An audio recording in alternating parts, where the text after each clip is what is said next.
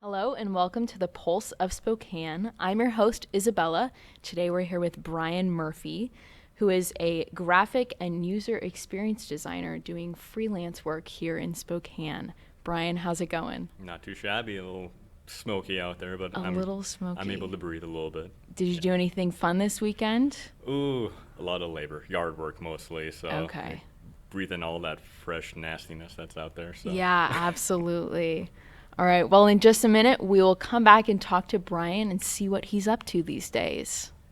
What? You haven't been to the library lately? Stop in today and see that the library is more than books. Spokane County Library District facilities feature on-site technology, including Wi-Fi, computers, and printers, as well as free use of meeting rooms. The Library District offers events and programs for all ages, from story times to career development and employer classes to Social Security workshops. Our staff is well trained and happy to help. Find out more about your library at scld.org. To help you be safe, Washington state law requires you to call 811 2 full business days before you plan, for example, to dig, drill, plow, pull from, or pound anything into the ground. Be prepared to provide the operator with the correct address, cross street, and a description of your work. You must mark the dig area with white paint. The operator will inform you of the utilities notified of your impending excavation.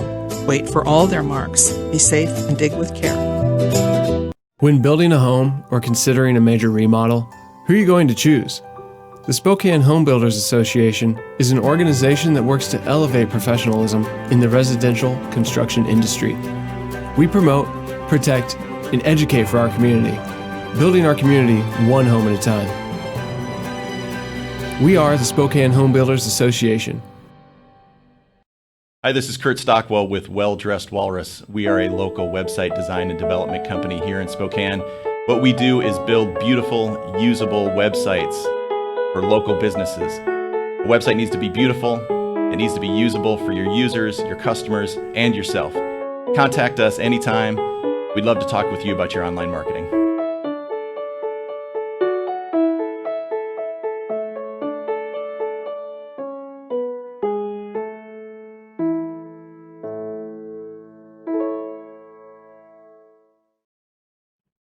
Welcome back. Today we're here with Bryan Murphy. Bryan, I want to know a little bit about all your expert marketing skills and what kind of freelance work you're doing right now.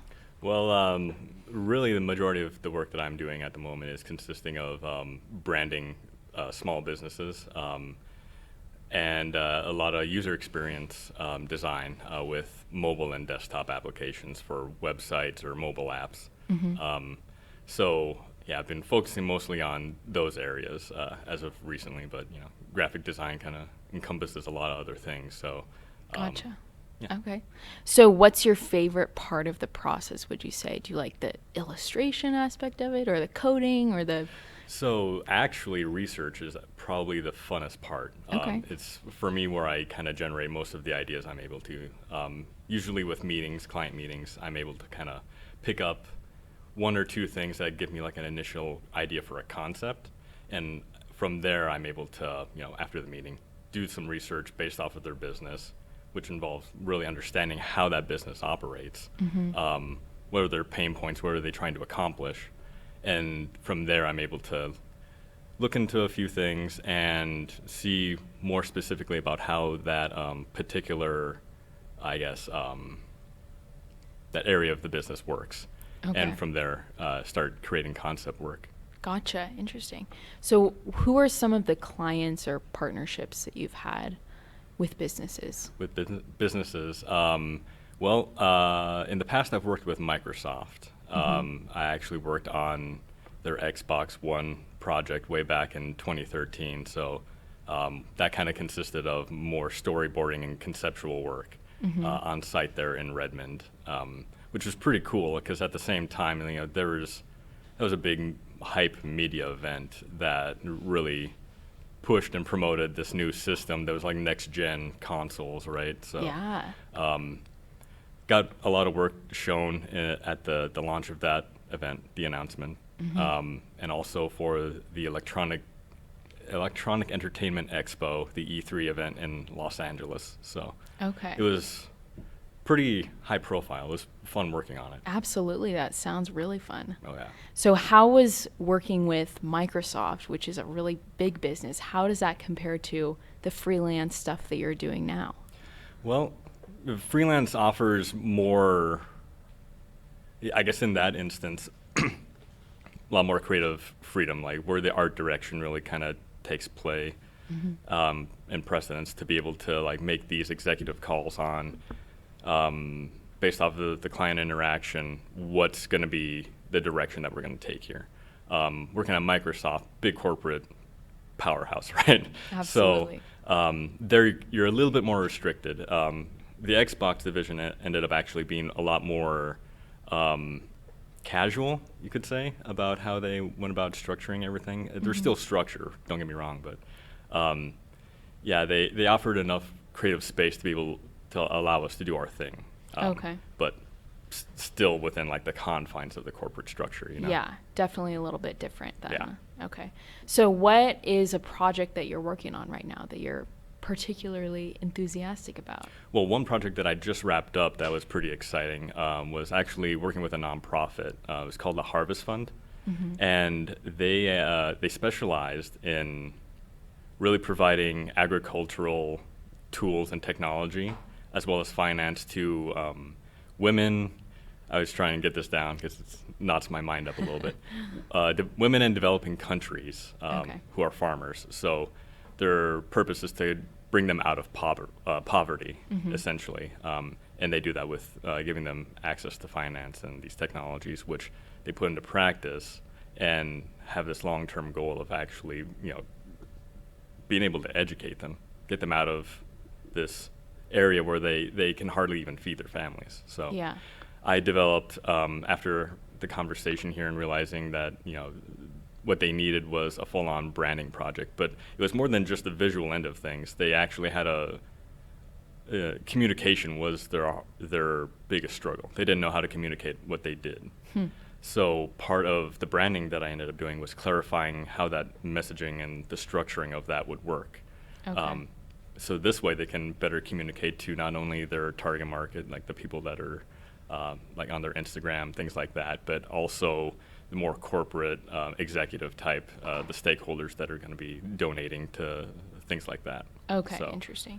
And is this something that you're doing all on your own, or do you have people helping you at all? I soloed that one. Okay. But, and it kind of depends on the scope of work, depending on who the client is and what they really need. Sometimes I will contract other freelancers to help on a project for, like, let's say, web development. Okay. Where I'm able to do like front-end coding on websites.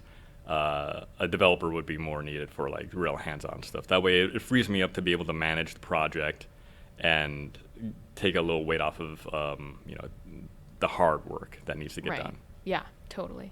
So you also worked at Whitworth recently as an instructor. Did you like teaching, and what did you teach? Teaching was a nervous experience at first. Like I didn't know what to do. Like, so how do you communicate, what you've been doing for so long to someone who knows nothing about it, right? And then structure a class around that. Right. I had really no idea what I was doing. So research is my fallback. So I kind of look at what other people are doing and was able to structure a class around it. But it was for their intro to web design for the students out there. I think it was like a 400 level class.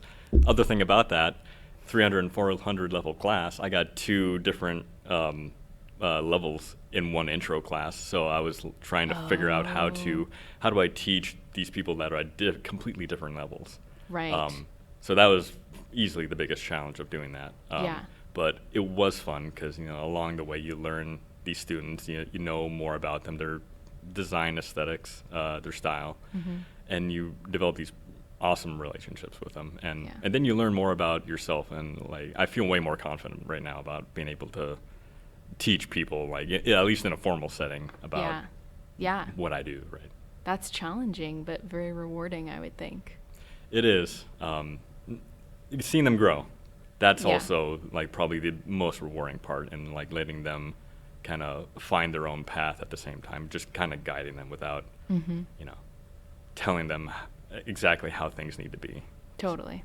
Do you see yourself doing any more of that in the future? Well, that kind of came up as a need for the art department out there at that time. So if they ever you need more help out there, Whitworth, you let me know. Yeah. I'd be happy to talk about doing that again, or any other opportunity that comes up. Yeah, absolutely. So do you have any big plans, projects, partnerships for the future that you're excited about?